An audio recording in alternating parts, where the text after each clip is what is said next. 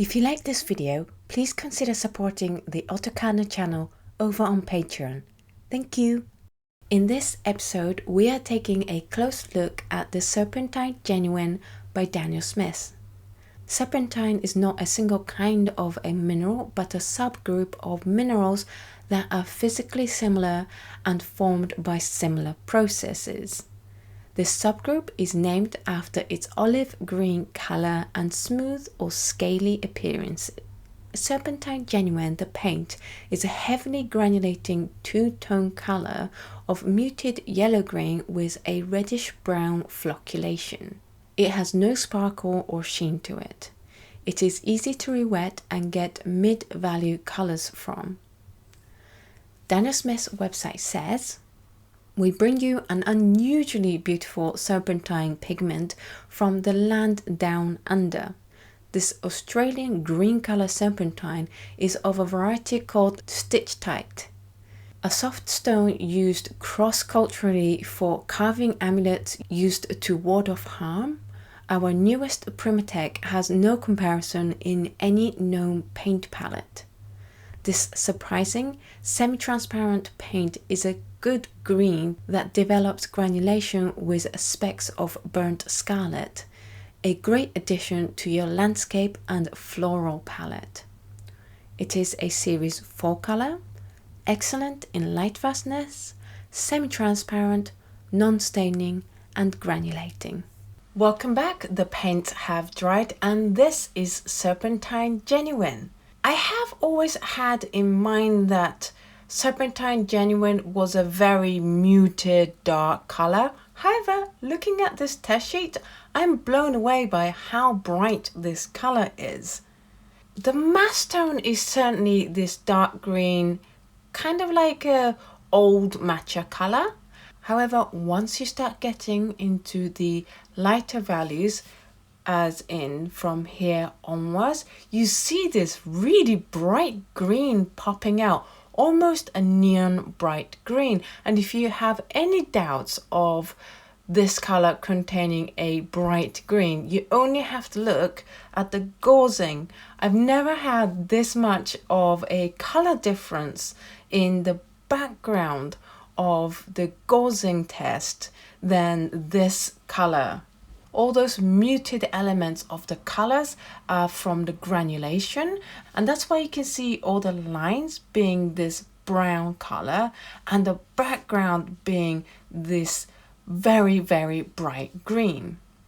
In terms of creating gradated washes, this color is a little bit tricky because it has this muted color only being in the granulation, and then you get this huge pops of bright colors happening everywhere quite unpredictably.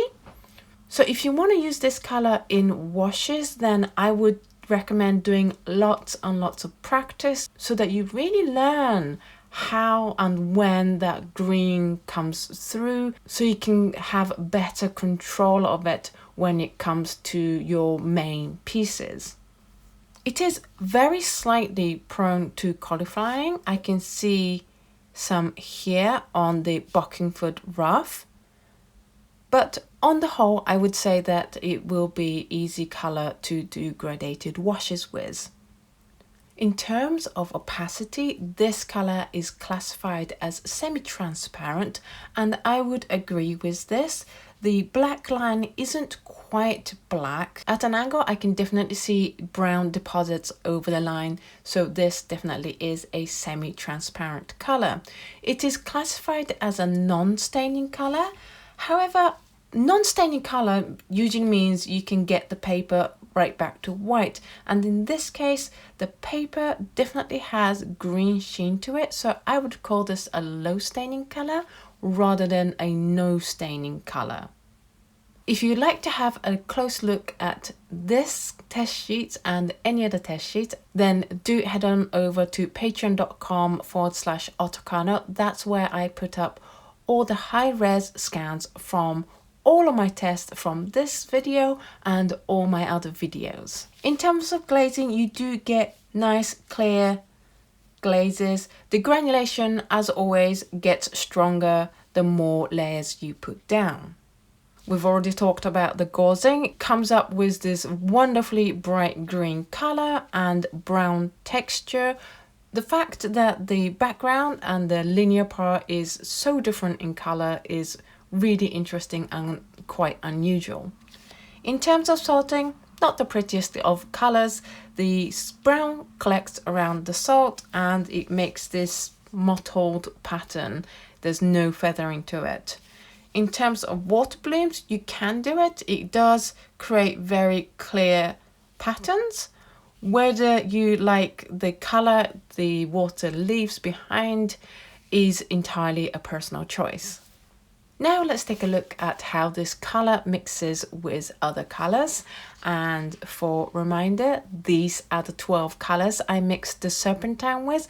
And surprisingly, because I'm not the biggest fan of the mass tone of Serpentine, it creates a very lovely, soft, beautiful, gentle palette. I love the colors that the Serpentine created. It's a little bit muted tone as you would expect. It's just really nice, not quite pastel-y. The colors are definitely stronger than pastels, but soft colors. With the color being this bright yellow green, you would expect the complementary color to be the quinacridone violet to mute this color out properly. However, because it has that brown undertone, which means the color has a red component to it, the complementary color that works better is the ultramarine violet because it has the blue to cancel out the red from the granulation part.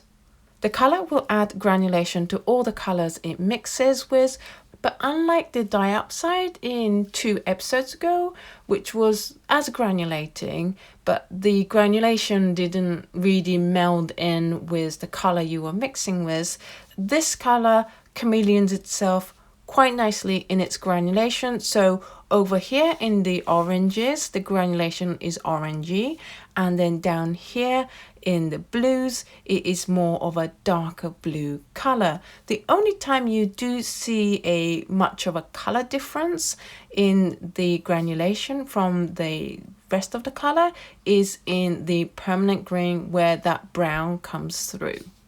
Let's take a look at how Serpentine compares with other watercolors. And first up, I grabbed the green gold to see if it matches because the bright green color really reminded me of green gold. And let's compare it with the Glazing. And you can see that the color that comes through from the Glazing is much more blue in hue than the green gold is. And then we have Rich Green Gold by Daniel Smith, which is way too yellow. And then we have Daniel Smith's Green Appetite Genuine, which we will see in much more detail in the next episode. And that's too dark. So I thought, why not water it down to see if it's smaller when it's a brighter color. And it does have this bright green surprise component, as you can see. But it's a different kind of green. It's a brighter, more bluish green than this yellow green. Then we have Undersea Green, which is too muted in comparison to Serpentine.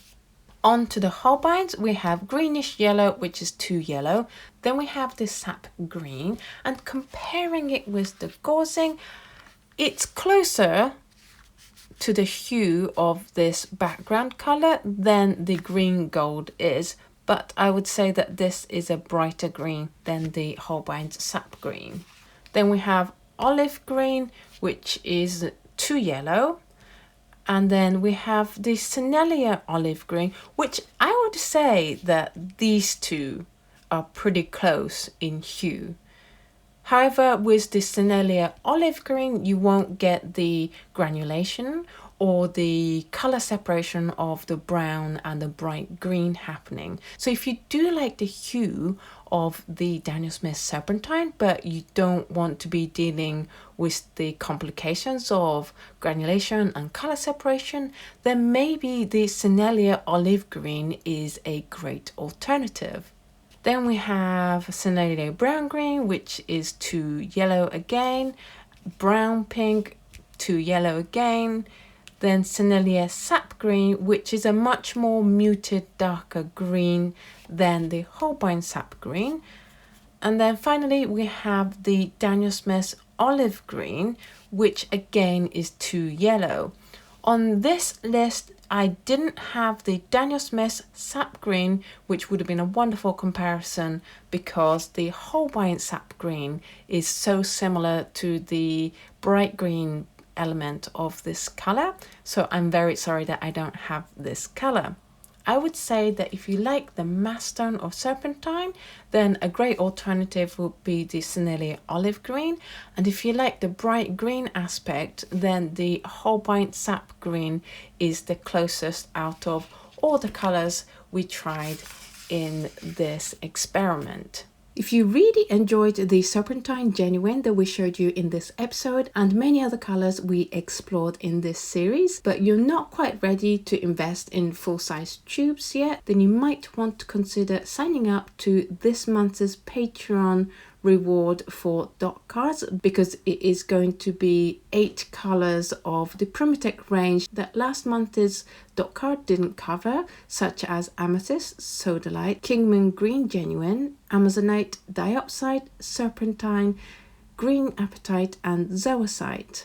The Kingman Green is particularly a good deal because even Daniel Smith doesn't provide this color on their dot card because it is such an expensive paint. So the only other way of trying this is purchasing the whole tube, which is a lot to gamble with. So I wanted you to be able to try this color before you commit to buying it. If you'd like to receive this dot card, it is available as this month's Patreon reward. And so do head on over to patreon.com/Oto Kano and sign up to the appropriate tiers before the 30th of November. So that was Serpentine Genuine by Daniel Smith. It is a wonderful mixing color with a very unexpected resultant palette that is soft and gentle. It can be a little bit unwieldy paint to work with though because of this surprise bright green color, which can't choose what paper you're working with. I was never gonna have this color on my palette until I saw the color mixing palette, and now I'm like, maybe it will definitely go on my good mixing color palette. So what did you think of this color? Would you like to give this color a try? Do let me know in the comments down below. And if Serpentine Genuine is a valued member of your palette, then do please let us know in the comments down below also how you like to use this color. If this video was useful and interesting to you, then please do give it a thumbs up and subscribe to this channel if you haven't done so already. Thank you so much for watching this video, and I will see you in the next video. Bye!